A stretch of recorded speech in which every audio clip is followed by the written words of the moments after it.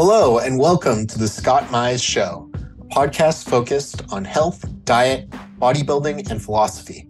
I interview experts, doctors, coaches, and N=1 case studies to answer your questions about improving health, achieving your best physique, and making sustainable progress. We'll cover topics from carnivore and ketogenic diets to bodybuilding to life philosophy and everything in between. Enjoy the show.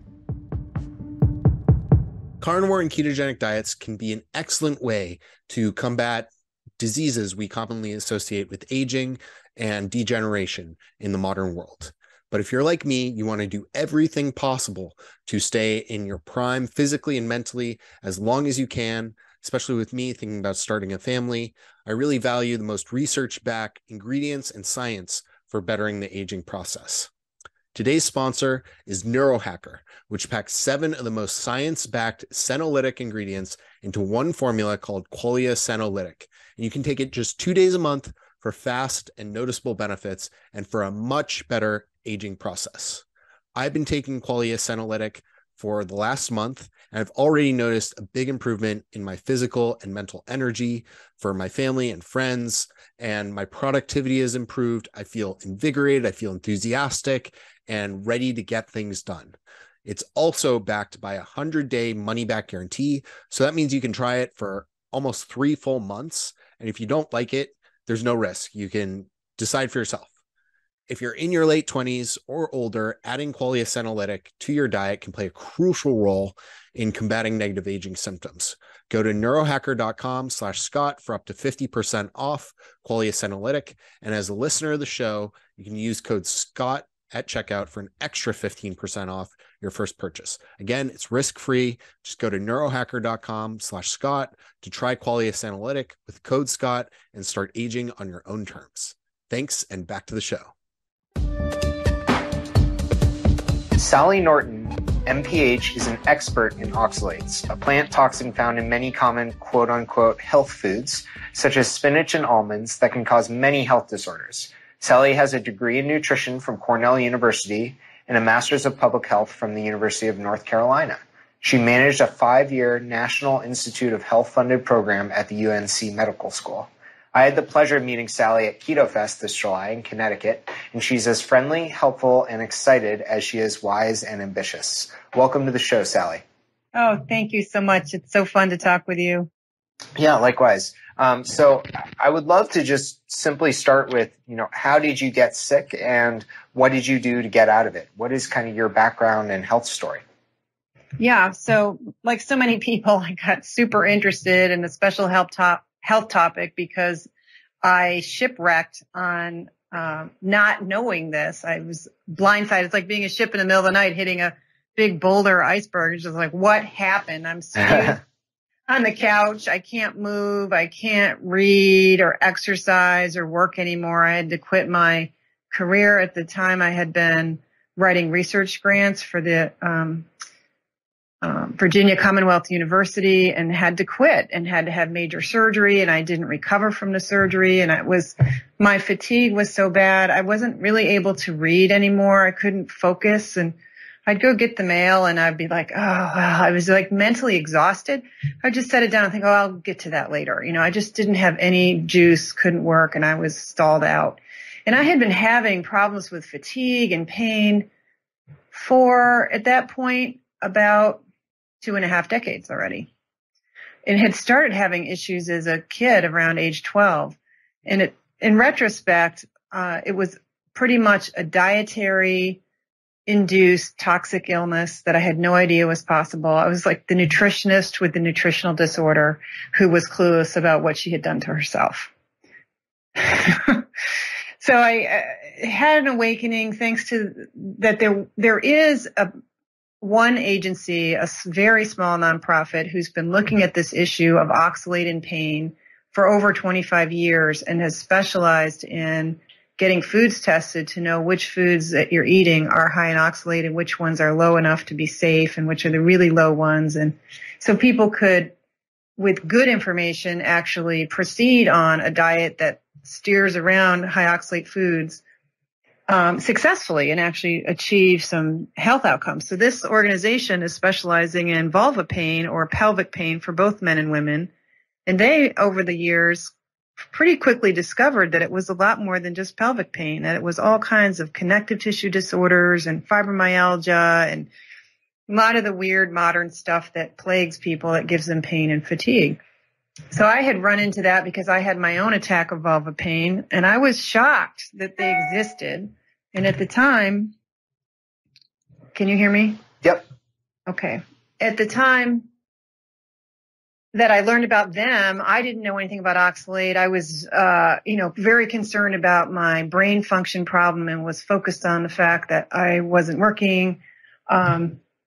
So I started to learn about oxalates because of this attack of pain, but I didn't really understand them until several years later when, through that one experience and through that organization, I was able to have some awareness when I was eating foods that had a lot of oxalate and when I wasn't. And I sort of accidentally discovered that when I was eating high oxalate foods, and at this time later it was kiwi every day, I developed or redeveloped an old problem of arthritis and also a lot of stiffness where I could tell in every yoga I was able to take yoga a couple times a week in hot room that wouldn't wreck my back. And, because I was fatigued and struggling and really all I could do was drag myself to yoga and try to figure out what's wrong with me. And as I was adding this kiwi to my diet, I was doing some juicing with some celery in it. That's another food that has enough oxalate to get you in trouble when you're doing it often enough. I was getting stiffer and more sore. And then my arthritis was coming back where the swelling in my fingers and the pain in my joints was starting to interfere with my ability to fall asleep at night. And I'm laying in bed thinking, what the heck? And suddenly a light bulb, a slow bulb, finally popped on and said to me, this kiwi, this celery experiment that I was doing at the time is revealing to me that this arthritis is related to oxalate. I thought oxalate was vulva pain and pelvic pain and maybe fibromyalgia, but that's just them. They don't know what they're talking about. I was so skeptical that I didn't really see it in my own body until I finally did. This episode is brought to you by LMT Electrolytes. This month, we're switching it up with an exclusive offer that's only for VIP LMNT partners, including Carnivore Cast listeners. You can now receive this free sample pack along with any regular purchase when you use my custom link, which is provided in the show notes or my Instagram link in bio. That's drinklmnt.com/carnivorecast, all one word. And as I said, I'll include the link in the show notes. LMNT electrolytes are convenient, evidence-based, and delicious. And get yours today to help support the show. Thank you.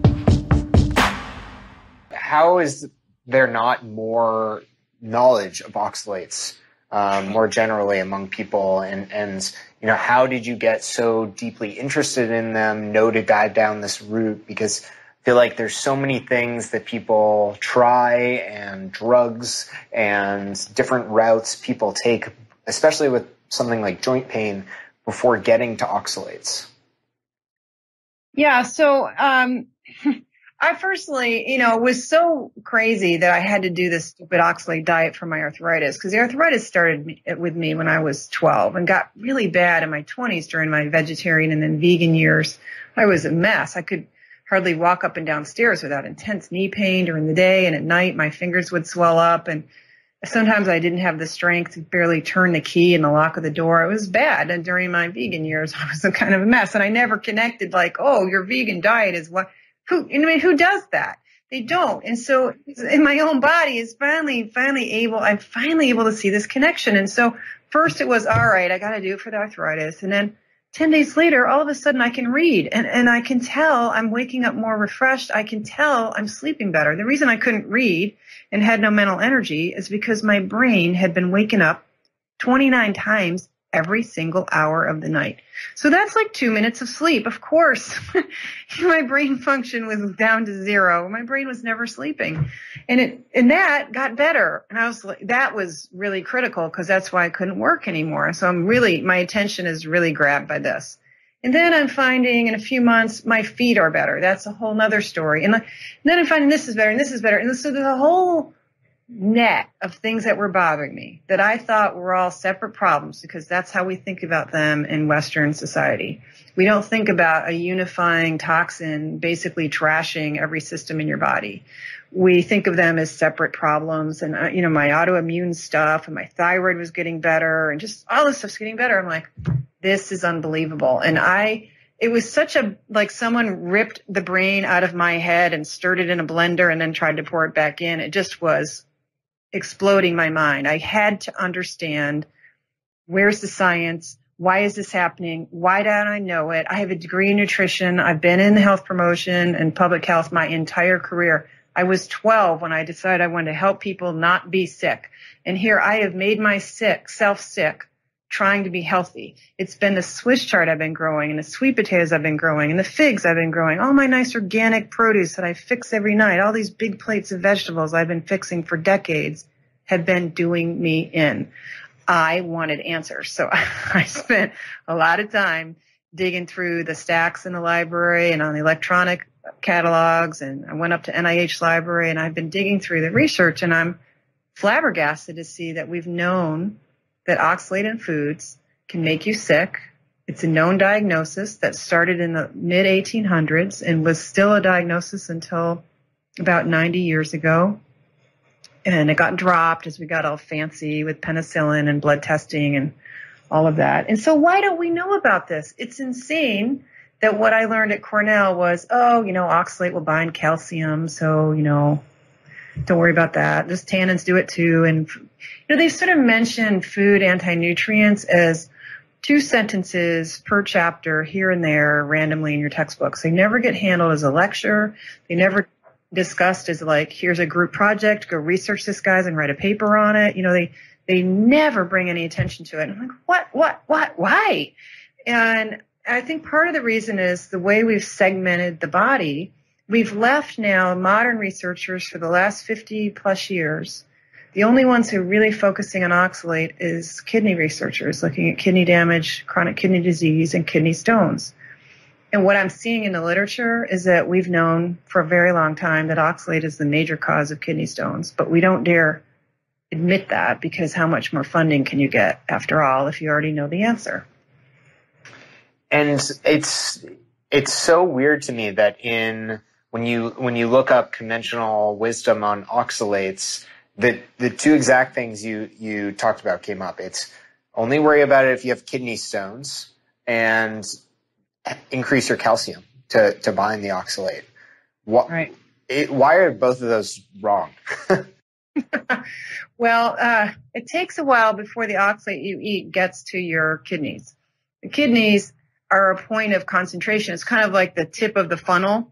So the whole body's the funnel, and the tip of the funnel is where oxalate leaves the body. So the kidneys are designed to release oxalate and have to traffic in oxalate a lot, and they get a lot of wear and tear and damage. And they have you can only beat up a kidney with a toxic molecule like oxalate so much before you get chronic problems.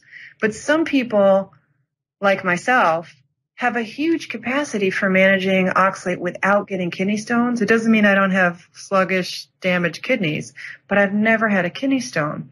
The difference being is that my kidneys can produce enough of these proteins. There's like 50 kinds of proteins that the kidneys produce that cause these occlusions in the lattice structure of a growing crystal. So just like in a diamond where there's a goop in it, that would be a poor quality diamond. You want a diamond that's really perfect and has no occlusions. Well, a kidney stone is full of occlusions, but those of us who produce enough of these protein, you can't even build up a whole stone because of those those proteins that prevent stone growth, and because of citric acid. So if your body's excreting enough citrate prevents, again, it's another compound that prevents stones from sticking to each other or from growing. So some of us have kidneys that don't get kidney stones, and other people are vulnerable to stones. It doesn't mean we don't both have a problem with oxalate, too much of it in our bodies. Interesting. And can you talk about, just getting really specific on why oxalates are harmful to the body and how they're processed in our body and sort of affect us in many different ways? Yeah, so the effects of oxalate is fascinating because it's probably the worst effect of oxalate at all, if we want to get to the heart of it, and then we'll explode out from there, is that membranes get damaged. It's a charged molecule. Membranes are working on electromagnetic potentials and charges. So on one side of a membrane, you have a positive, and the other side you have a negative. And that's especially true of mitochondria. Mitochondria is basically your spark plugs and your starter and your really key things that keep you going. If you don't have mitochondria that are happy, you aren't happy. You may not even be alive. And those, the inner membrane in the mitochondria is a proton pump. And oxalate gets in there and it messes up those membranes, and then it makes the enzyme systems that run on the proteins in those structures don't work anymore. So it inhibits enzyme function. It literally destroys mitochondria and cell membranes. It literally causes oxidative stress that comes, then looks like it's coming from the mitochondria, but it's because of toxins like oxalate especially. Cells get leaky and start losing their nutrients, which get flushed out.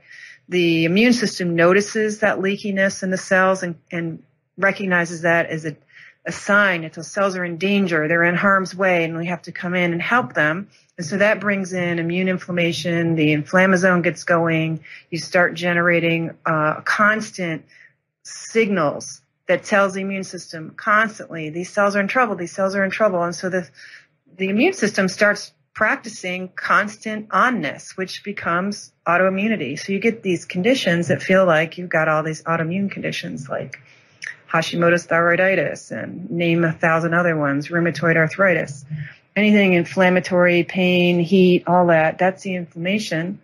And oxalate can get that going and keep it going. So that was some examples that's happening down at the cellular level, because the smallest molecules of oxalate, the individual ions, and then these nanocrystals get into the body from your food. And you're also getting other forms of oxalate from your food. Some of them are these much bigger, more elaborate structures. They turn into crystals. Oxalate becomes a crystal after it's about 8 pairs of molecules, becomes a seed nanocrystal, which is invisible. Nanocrystal is uber tiny, but those grow, and plants deliberately grow these crystals into these elaborate shapes that are partially used as defense crystals. These things can use as like glass weapons, glass arrows, glass toothpicks, glass, all kinds of these little oxalate crystals that are a lot like ground up shreds of glass that you end up consuming. And they have the power to penetrate mucous cells 2 cells deep. They're designed to do that. So if there's any bearing of your cells to these crystals in the process of chewing, swallowing, digesting, basically you're damaging your whole mucosal lining and contributing to permeable gut syndromes and other kind of inflammation in the gut, which increases the amount of oxalate and other toxins you absorb and decreases the amount of nutrients your body can absorb simultaneously. So it's inflammatory, it's mechanically damaging, it causes nutrient deficiencies, it starts grabbing minerals because oxalic acid is a chelator. It's a strong acid that has a charge because it drops its protons, and it's looking for positive, especially a double paired positive mineral, and calcium is its favorite one. So it tends to grab calcium, also will grab iron and magnesium and other nutritive minerals will get grabbed or they're the ones, who's to say who's grabbing who, but those minerals hook up with oxalate and get basically converted from nutrients into toxins. Yeah, it's amazing. And just all the different types of effects people can experience. And I think the Trying Low Oxalate information and communities on Facebook are super helpful to see just the types of relief people have experienced. And just so folks who aren't familiar, can we talk about some of the top sources of oxalates and maybe why people in the keto community in particular should worry about oxalates? Yes, because the big irony about oxalate is that some of the worst sources of oxalate are being promoted as the very healthiest foods right now. And so the keto world is in harm's way for many reasons. One is anyone who's bothering to do keto is breaking their sugar addiction because they have a real health need, overweight, diabetic, hypertension, you name it. They clearly need to do something for their health. So they're cutting way back on their carbohydrates.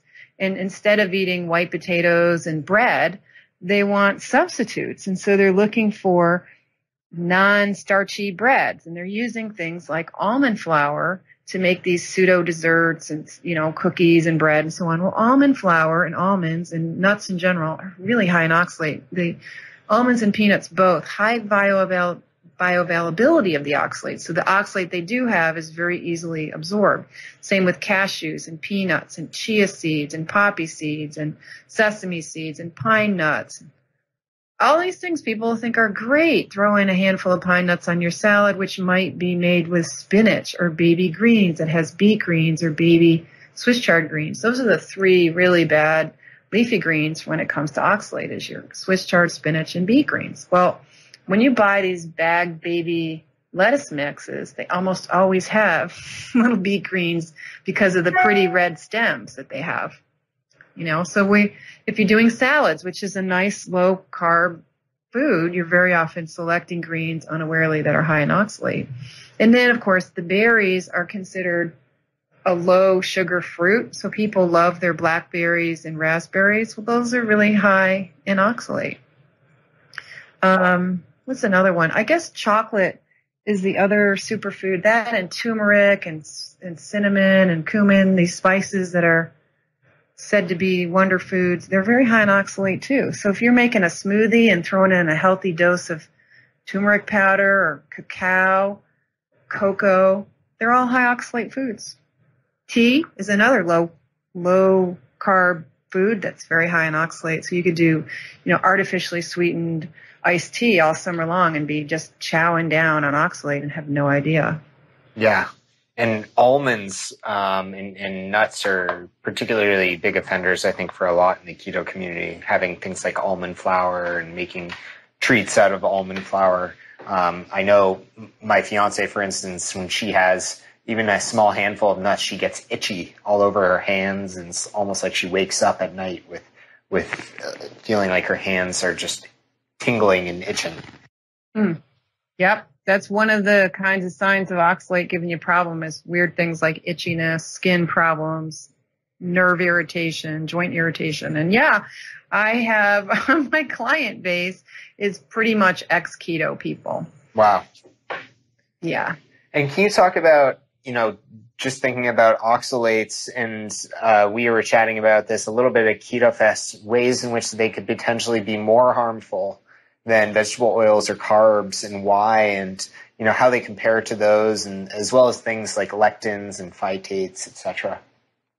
Yeah, so the interesting thing is that I believe, based on my research of the mechanisms of how this damage is occurring and what cell organelles are, what's happening, like the dying mitochondria and so on, it seems to me that our high carbohydrate, high polyunsaturated oil diet that we've had the last 30 years with the margarine, the corn oil, the soybean oil and everything, and now adding in nuts. Nuts are just one more seed oil that is also polyunsaturated. The combination of polyunsaturates, high carbs, plus high oxalate foods is deadly. Absolutely killing our cells. It's killing the mitochondria. It's killing the enzymes that run energy, and it's causing us all to be dragging, have brain function problems, sleep function problems. And so oxalates, in terms of plant chemicals and plant toxins, there's obviously many other chemicals and toxins that plants make. And why would somebody focus on just oxalate and not just say, well, all the plants make all these nasty chemicals? And that's because oxalate is very unique in its ability to get into your body, its ability to crystallize, its ability to hang around in the body, and to create long-term problems. There's also no way to really mitigate or offset the oxalate in the preparation step, whereas with phytates and lectins, you can do soaking and cooking at high enough heat for long enough, and you can disarm lectins, which are gigantic proteins. Eventually, with enough pressure cooking and enough days of soaking, you can really beat those proteins into submission and they're not so toxic. But that's not true with oxalate. You can't soak yourself away. You can't cook yourself away. You cannot really undo oxalate in the food except for by some degree of leaching. So some amount of boiling, you can leach out some oxalate in some moderately high oxalate foods, but it doesn't work for our favorites like spinach and almonds and all of that. Yeah. That's interesting. And are there other ways to mitigate oxalates, or besides just cutting out the foods, is there any cooking preparation or foods you can eat in combination with some of these higher oxalate foods to make it have less of an impact? You can modify the amount of oxalate you absorb under the right conditions from certain foods. It's just a matter of, is that really enough of a modification to make any difference? It depends on lots of factors. It depends on the health of the GI tract. It depends on how much you can cover of the oxalate. Like if you're going to try to justify a super high oxalate food like spinach, you're never going to win that argument. It's just, you're not going to be able to drink enough milk, eat enough cheese, take enough calcium supplements to really save yourself from absorbing some of that oxalate, nor are you going to ever save yourself from the crystalline forms that are either forming because you're adding the calcium and creating crystals in the process of either preparing the food or digesting it, nor from the crystals that are preformed in the plant. So you're still talking about eating grit that's reactive and mechanically damaging. So if you're okay with that, if you're not at least a bit concerned about mechanical damage and all that, you might be able to do some mitigation by eating a lot of calcium citrate, a lot of bones, a lot of cheese and milk and high calcium foods, but it would take an awful lot of attention and work, and I'm not sure it's going to work. Yeah. That makes sense. And how about why should folks consider tapering oxalates slowly and not eliminating them entirely like we would things like grains and vegetable oils and sugar? Right. Ultimately it would be nice to eliminate them entirely. The problem is that there's a lot going on with the body, especially if you've been recently pigging out on almond bread and cacao this and chocolate this, and if your diet's really high in oxalate because you've been doing the superfood thing, then there's seems to be a response at that stage. If you jump suddenly from a high oxalate diet to a low oxalate diet, it seems like there is a sudden flushing of oxalate from the body that is like a high dose amount of now exposed oxalate that's exposed to the vascular system, the cells, the kidneys, and so on, and creates a lot of inflammation, potentially a lot of symptoms that are quite difficult, which includes a flushing of electrolytes. When they're flushing around, they seem to be causing cells leakiness that causes spilling of potassium and other electrolytes. And I have had people in the emergency room calling me from the emergency room going, "Oh my God, I have T-wave inversion. My heart rate's 150. I just went full carnivore a week ago or 10 days ago, and here I am in the emergency room." And so I have a lot of theories about what's going on with that. I think that it could be several things happening. One is a big dramatic shift like that is changing many things. Your microbiome, your body's been in defensive mode, and now suddenly it's changed. It's like taking the floor out. It's a sort of a trauma. It's a metabolic trauma that's so abrupt. It's like hitting a wall at high speed. And trauma seems to be an instigator of oxalate release. The body's been carefully holding on to oxalate, and suddenly its delicate system that's holding that whole thing in place, that's preventing you from having a lot of symptoms, suddenly gets broken. And the stuff is flying around at a dose level that makes you quite sick. And that's dangerous. With toxins, dose makes the poison. So the more that's actively interacting with your cells, your glands, your receptor systems, your cell signaling systems, your vascular lining, your excretion systems, the more that's interacting, the more stress and trauma, the more death of mitochondria, the more loss of cells, and mayhem, havoc is breaking loose. So we go slow because we want to come back off this dangerous cliff of being full of oxalate and overdoing our daily consumption, walk it back in a slow way that does not trigger some kind of traumatic response from the body.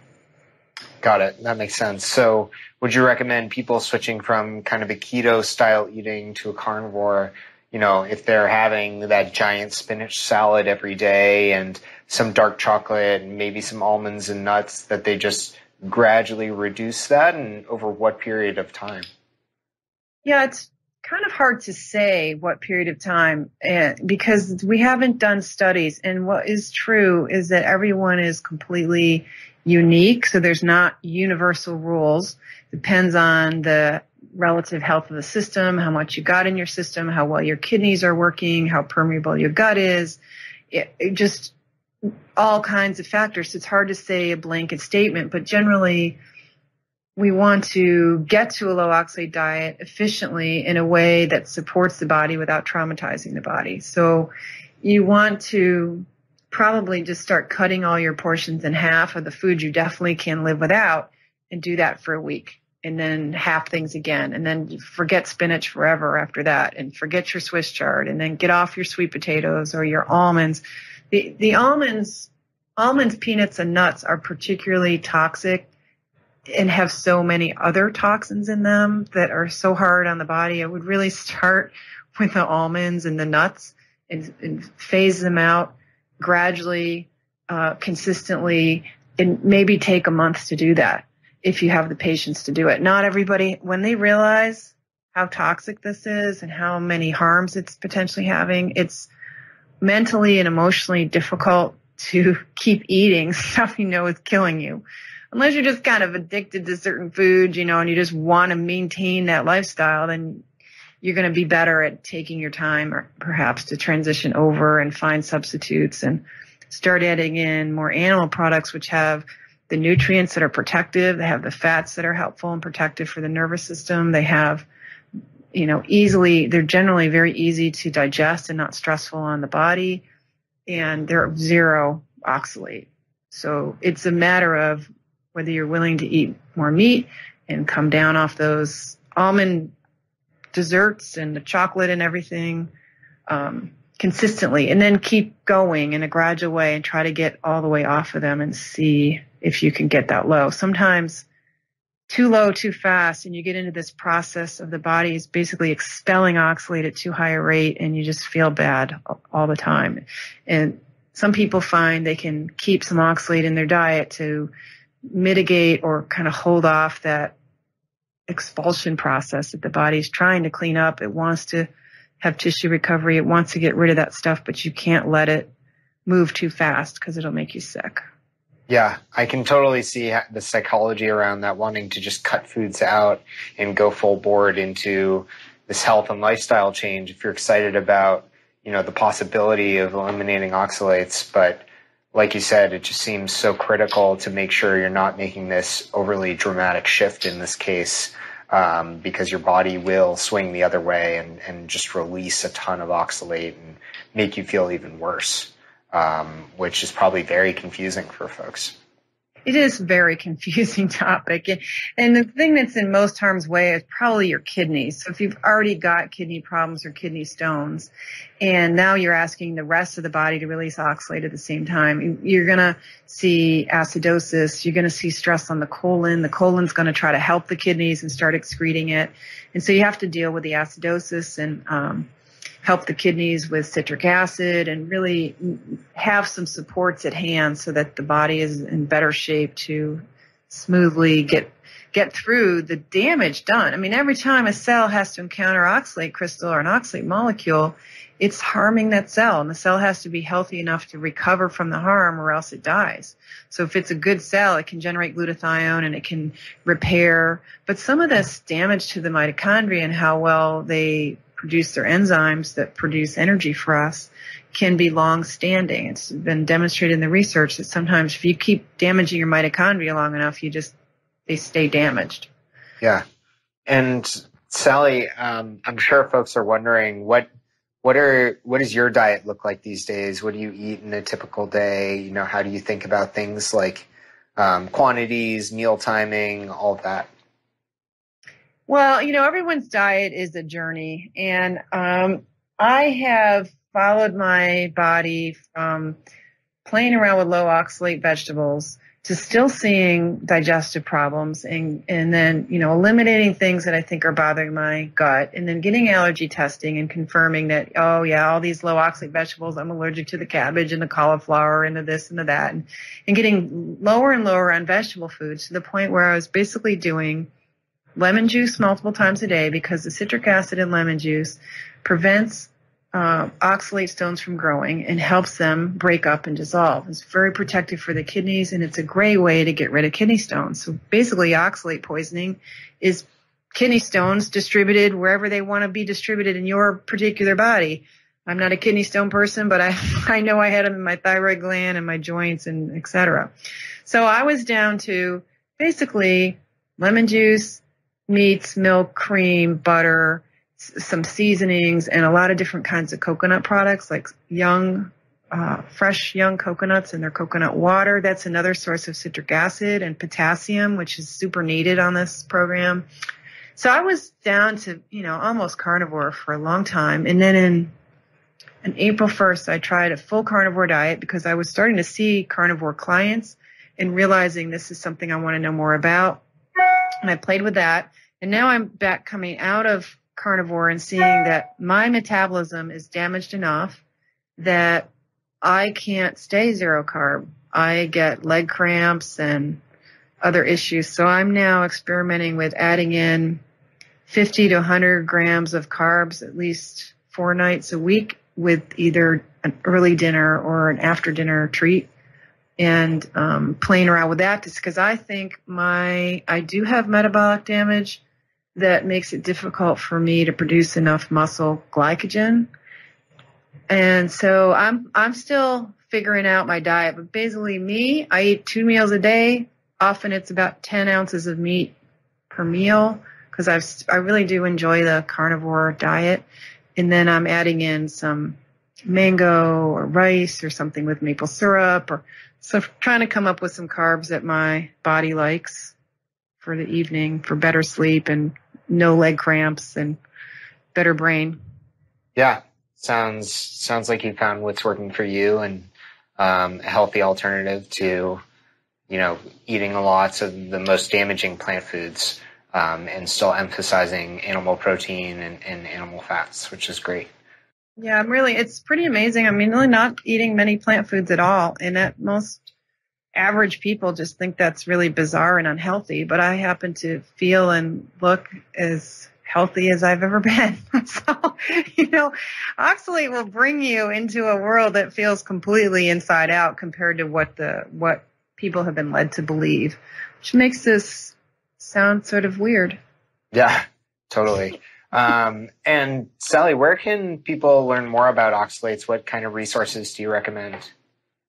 Well, that's a really good question. I wrote 2 articles about oxalate and have them posted to my website, and you can find those on my website under the support tab. If you go into the shop tab, there's several free resources in the shop tab and a couple of small paid resources in there. That's a great place to start. My website, which is sallyknorton.com, that's sallyknorton.com. That website has got a lot of free information, a lot of tabs, many blog posts. You could spend several days on there reading around. You can look me up on YouTube and you'll see lots of different podcasts. You'll see a talk that I did in 2017 that is pretty popular. That was for the Ancestral Health Symposium in 2017.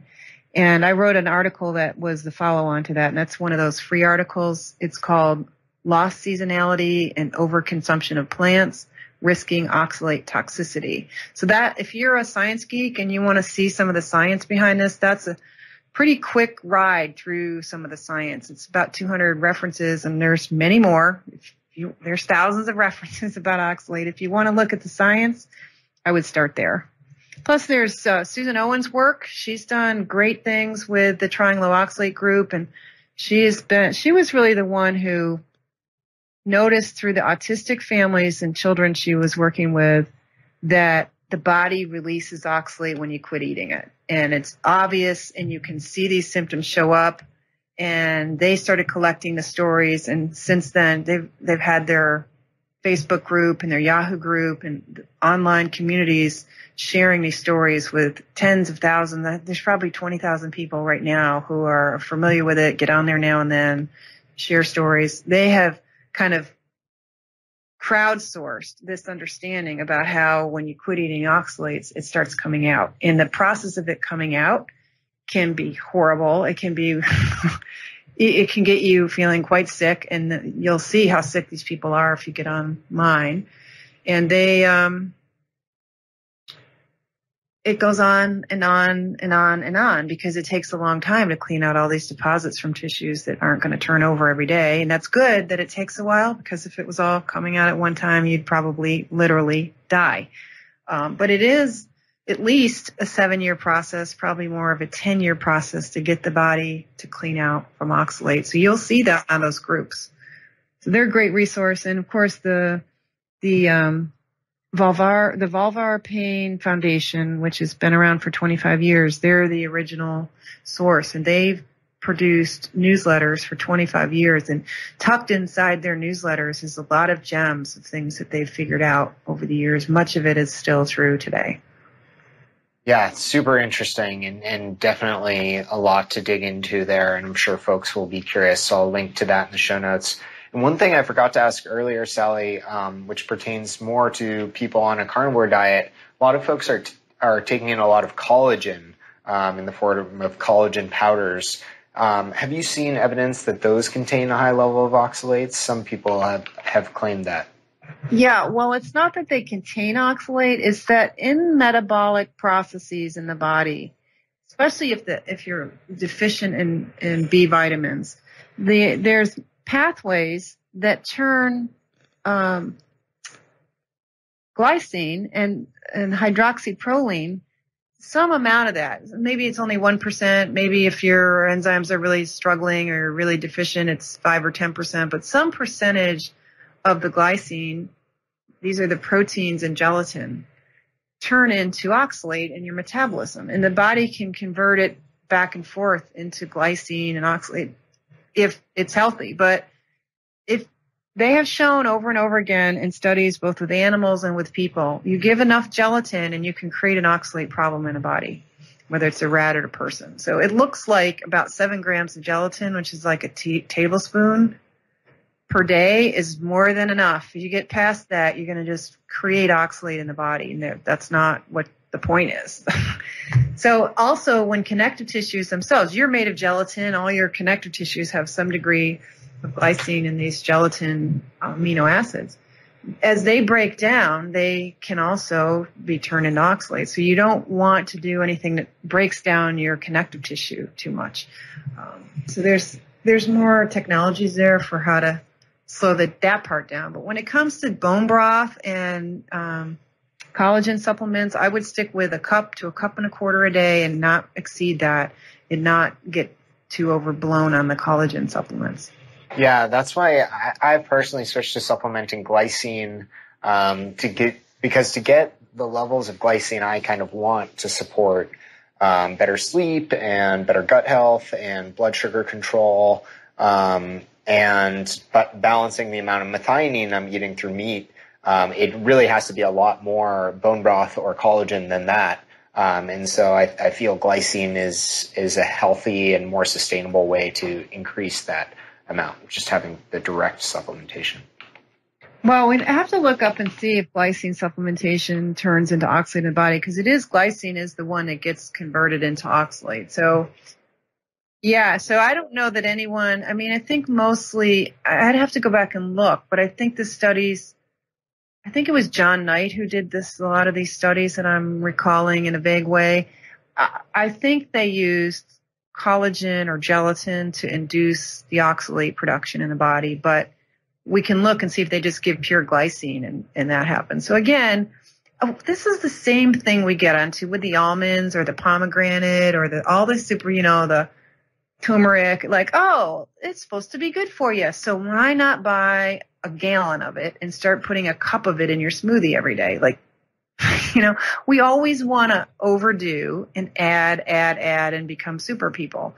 In the meantime, we're decaying our health in the effort to get healthy. So we got to get our heads around less is better, undoing is good, not having is good, like minimalization. Let's get simpler. Let's look at elimination and the minimal effective dose and not like a little extra. You know how you want to get like the baker's dozen. Instead of getting a dozen donuts, you're going to get 13 donuts because that's a better deal. We always want to round the teaspoon and have it overflowing. That's so Western mindset. It's so America, like more is better, but it's not.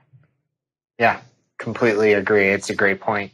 And Sally, what are your kind of goals and mission going forward with this work and other things you're pushing on generally? Yeah, well, I've spent several years now working with clients so that I understand the clinical picture more and have more clinical experience in terms of what's working for people and not. So I'm continuing to work with people. I'm writing a book and putting out another call for publishers to take a look at my book proposals. And I think we're very close to something there. So hopefully certainly by spring of 2021, there'll be the best book there ever was about oxalate coming out. Yeah. And I'm going to start doing some more stuff online with group stuff with my clients, group programming, and start playing around with that some more too. And have some programs maybe that you can get to on my website because, of course, as one person, I can't keep doing one-on-one work and reach where you and everyone else in the keto and carnivore world is starting to recognize oxalate, which is a great opportunity because here again, we have a mass crowdsourced learning process going on, and that's becoming like the 100th monkey phenomenon where suddenly oxalate will become a word. Like now gluten is a word. Gluten was not a word 20 years ago. Yeah. But it is. Leaky gut was not a thing 15 years ago, but now it is. And oxalate is about to pop. And so I need to find ways to reach more people. And we'll be developing materials to do that. That's great. And where can folks find out more about you? I'll link to everything in the show notes at carnivorecast.com, but let them know where they can find you. Yeah, so besides my website, which is sallyknorton.com, I've been having a good time playing around with Instagram. There's a lot of good discussions happening on those posts on Instagram, which is Instagram is SK Norton.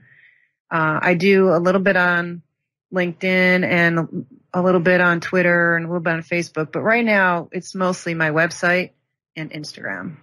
Great. I'll provide links to those and really appreciate you coming on today, Sally. It's been a pleasure to chat with you, and I think folks will get a ton of value out of this. Oh, I hope so. Thanks so much for wanting to talk about oxalate. It's such a cool topic. This bit is really amazing, and it's pretty simple once you figure out what not to eat, and it's cheap. It's awesome. Yeah. It's fun. Thank you. Thank you for listening to the show. You can find The Scott Mize Show on Instagram, YouTube, Facebook, and Twitter. Please leave a comment, like, review, or share the podcast with your friends or followers. It helps more people find the show.